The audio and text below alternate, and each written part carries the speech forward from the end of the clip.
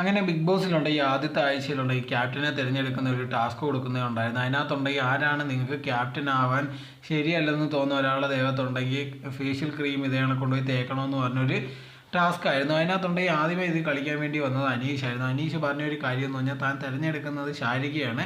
ശാരിക തന്നെ ഇവിടെ തന്നെ പറഞ്ഞിട്ടുണ്ടായിരുന്നു താനുണ്ടെങ്കിൽ ഇൻ്റർവ്യൂ ഒക്കെ ചെയ്യുന്ന സമയത്ത് ഒരുപാട് ആൾക്കാരുടെ ദേഷ്യപ്പെടുന്നതായിട്ട് അങ്ങനത്തെ ഉള്ള വീഡിയോ ഒക്കെ ഇറക്കിയ ആൾക്കാരുണ്ടെങ്കിൽ ഇതേ കണക്ക് വിശ്വസിച്ച് വീഡിയോ കാണുന്നത് എന്നുള്ള രീതിയിലൊക്കെ സംസാരിച്ചിട്ടുണ്ട്. ആ സമയത്തുണ്ടെങ്കിൽ ഒരുപാട് പേര് ചോദിച്ചത് തെറ്റല്ലയോ. അപ്പോഴത്തേക്ക് ശാരിക പറഞ്ഞൊരു മറുപടി എന്ന് പറഞ്ഞാൽ അത് ഒരു തെറ്റുമില്ല, ഞാൻ ബുദ്ധി ഉണ്ടായതുകൊണ്ട് ഇങ്ങനത്തെയുള്ള കാര്യങ്ങൾ ചെയ്യുന്നു, ബാക്കിയുള്ളവർ മണ്ടന്മാരായതുകൊണ്ട് അത് വിശ്വസിക്കുന്നതെന്നുള്ള രീതിയിലാണ് അത് പറഞ്ഞത്.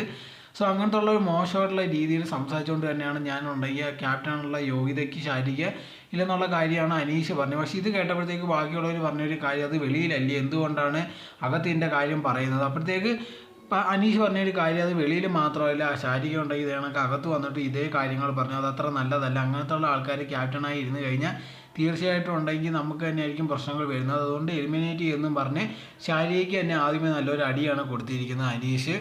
ഇതിനെപ്പറ്റിയുള്ള നിങ്ങളുടെ അഭിപ്രായം തോന്നുന്നു കമൻറ്റ് ബോക്സിൽ കമൻറ്റ് ചെയ്യുക. നിങ്ങൾ ഈ ചാനൽ ആദ്യമായിട്ടാണെങ്കിൽ മറക്കാതെ ലൈക്ക് ചെയ്യൂ, ഷെയർ ചെയ്യൂ, കമൻറ്റ് ചെയ്യൂ, മറക്കാതെ സബ്സ്ക്രൈബ് ചെയ്ത് അടുത്തുള്ള ബെൽ ബട്ടൺ അമർത്തുക. എന്നാൽ ഈ എഡിറ്റ് ചെയ്യുന്ന വീഡിയോസ് എല്ലാം നിങ്ങൾക്ക് നോട്ടിഫിക്കേഷനേ വരികയുള്ളൂ.